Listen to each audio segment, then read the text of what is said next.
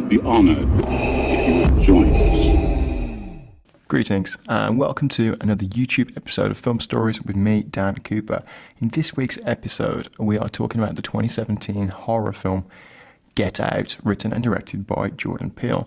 Now, Get Out was a breakout hit of 2017. It was my favourite film of 2017, in fact. But what really made it hit the headlines was the fact that it tapped into conversations, stories, debates about race in America that simply weren't happening in Hollywood, and certainly not happening like this, at least, in terms of using the socio-political background in a horror film and doing it so smartly and cleverly.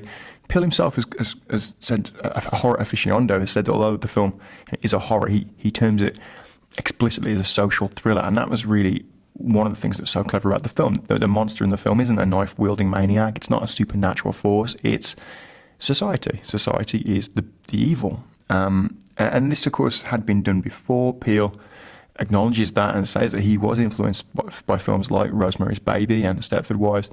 But what he did really was he took what those two films did with gender and took that and turned that idea into a horror film using race as the foundation, as the touchstone for all of the narrative and drama and the horror that would ensue. And in fact, actually, it was both gender and race that really sparked the idea off for Peele in the first place. The genesis of the idea for Get Out was formed when he, like many Americans, was absorbed with the race for the White House between the primaries between Barack Obama and Hillary Clinton. And he said in an interview with Vulture that for the first time he was looking at gender and race as two parallel civil rights movements that you could go crazy with. He said he almost felt like, who's been waiting long enough here to be president? Is it the woman? Is it the black guy?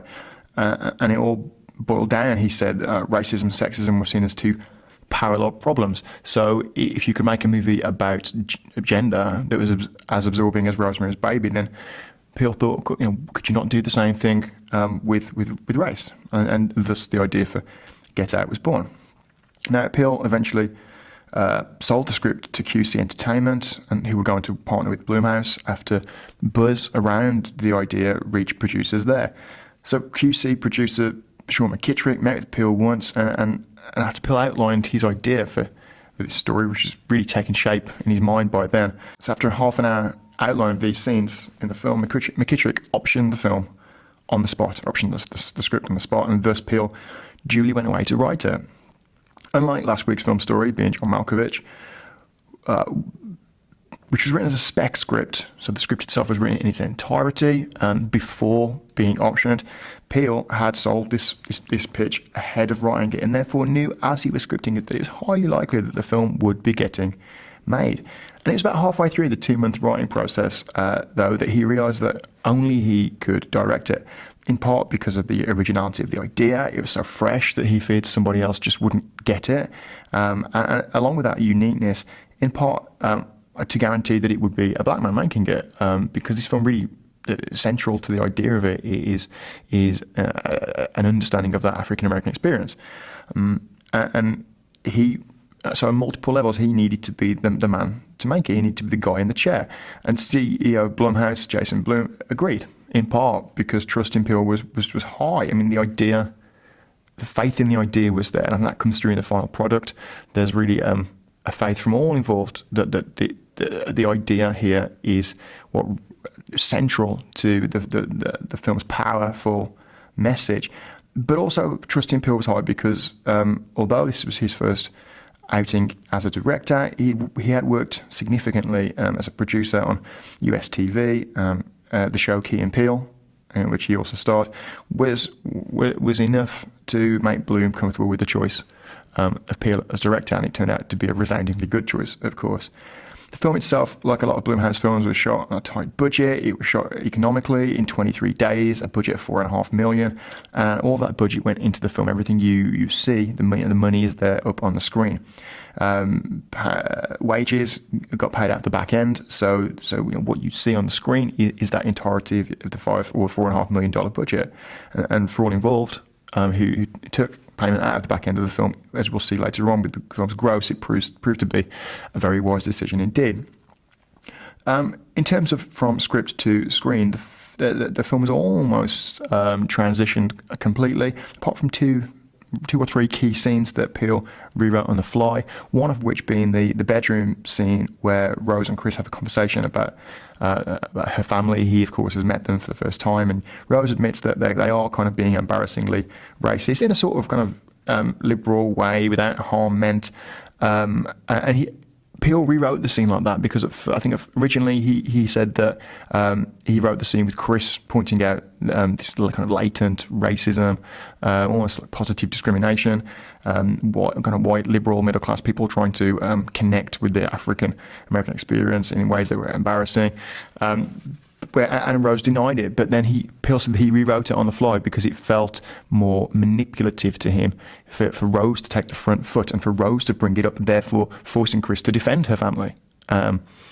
Clever, really. I mean, a really clever little scene, and it works. It's one of those scenes that works much better second time around because, of course, because of the twist. I'm going to try and do this in a non-spoilery way throughout its film story, but because of the twist in the film, it is a film that merits a second and third and viewings beyond, because only when you know what's happening in the film can you really appreciate the quality of the performances and how the different characters' hidden agendas are present in a subversive fashion throughout the film, and really clever.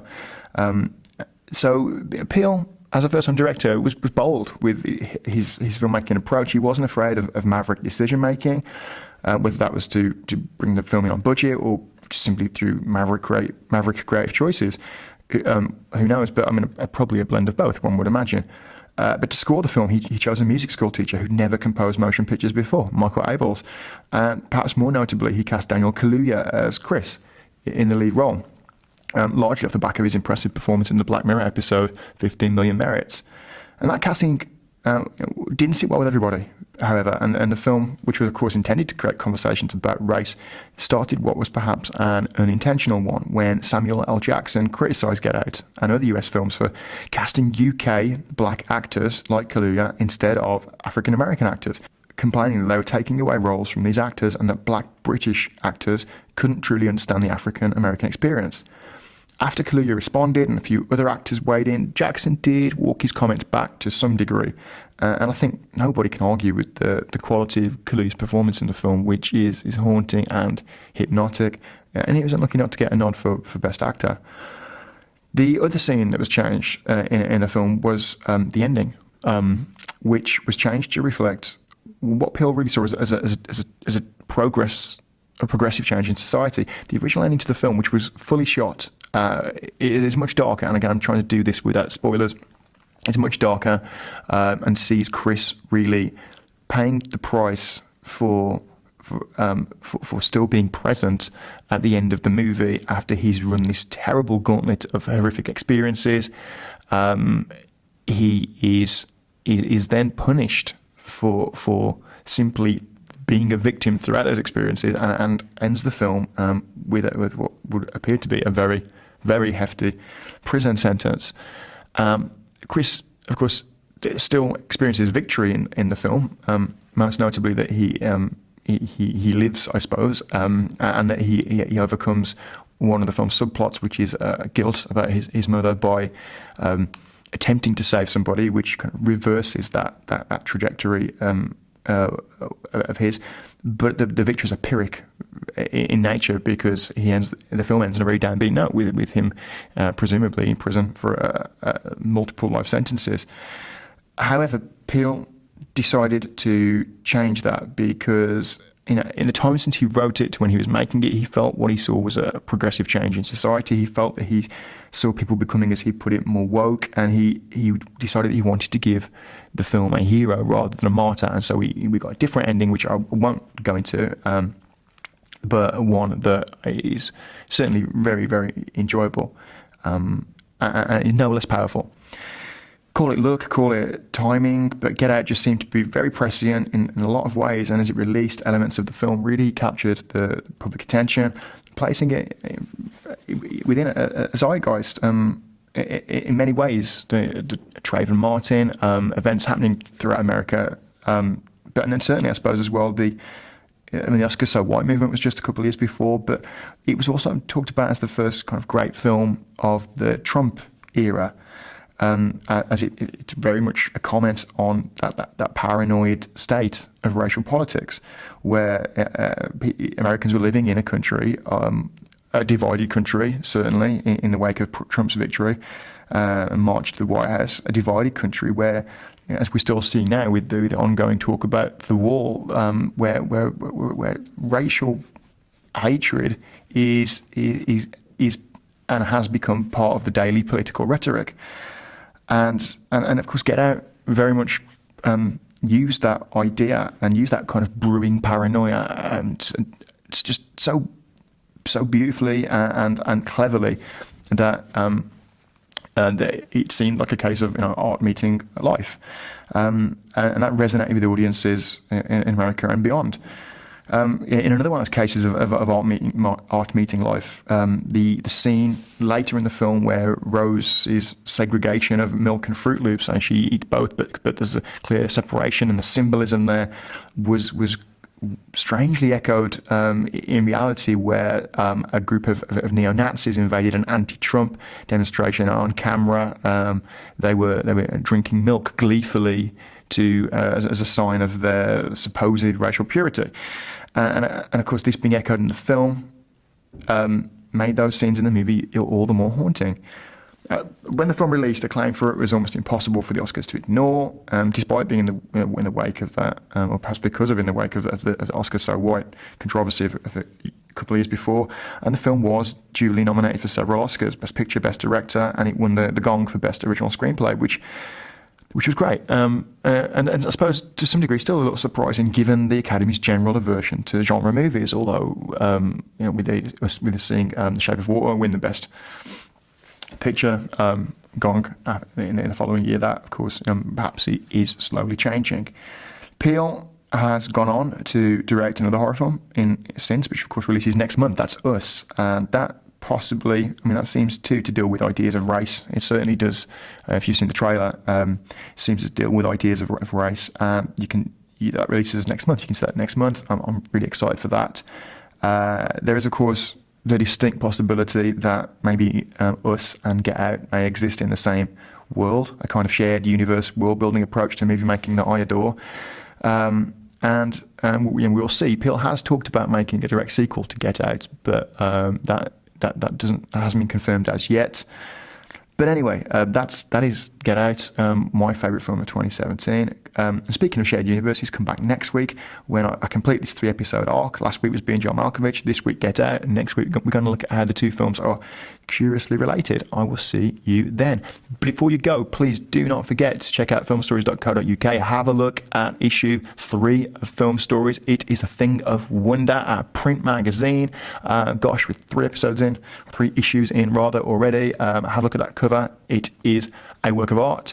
You can find out more on how to subscribe, get yourself a copy at filmstories.co.uk. You can find us on Twitter at filmstories.pod. You can find us on Facebook at Film Stories Online. Listen to some Simon's amazing podcasts if you don't already. I'm sure you do, but if you don't, they're available. Film Stories at any good podcast provider. We're pretty much everywhere. Like, subscribe, every little bit of love you can give us really does help. Thank you so much, folks. I'll see you next week for another film story. Bye-bye.